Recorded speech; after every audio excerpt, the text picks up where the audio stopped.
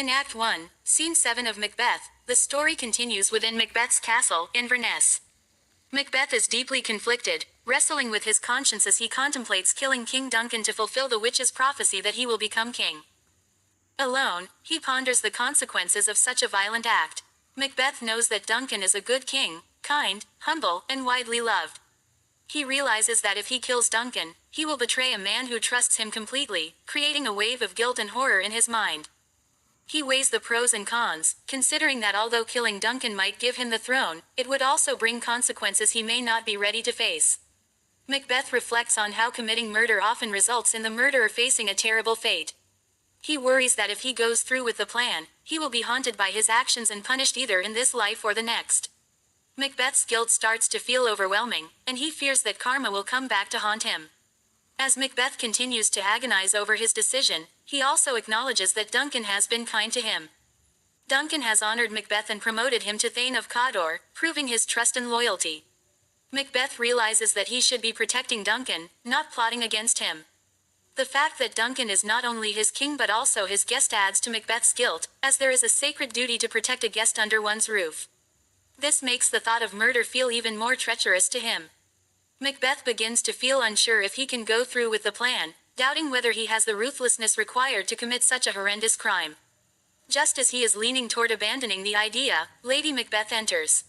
She immediately notices Macbeth's hesitation and becomes frustrated with his lack of resolve. Lady Macbeth criticizes him, accusing him of cowardice and questioning his love for her, implying that if he truly loved her, he would do whatever it takes to secure their power. She taunts him, saying that he lacks the courage to take action and calling into question his masculinity, which strikes Macbeth's pride. Lady Macbeth even claims that she would kill her own child before backing down from a promise as important as this one, demonstrating the extent of her ambition and determination. Her words deeply affect Macbeth, who does not want to appear weak in her eyes. Under the pressure of her words, he begins to reconsider his choice. Lady Macbeth outlines her plan to murder Duncan in a way that would avoid suspicion. She tells Macbeth that they can kill Duncan while he is asleep, taking advantage of the opportunity since Duncan will be staying at their castle that night.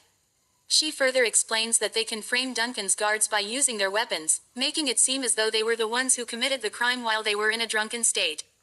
Her plan is so well thought out and ruthless that Macbeth starts to feel reassured. He realizes that if he follows Lady Macbeth's guidance, he might achieve his ambition without facing direct suspicion. Macbeth, emboldened by his wife's words, finally agrees to move forward with the murder, resolving himself to the task.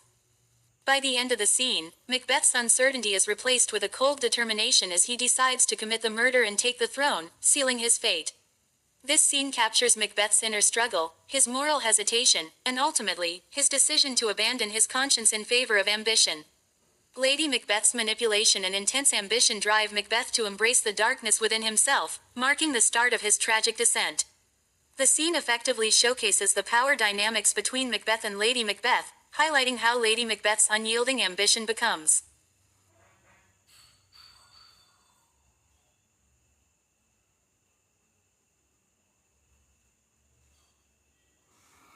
the fuel for Macbeth's murderous resolve.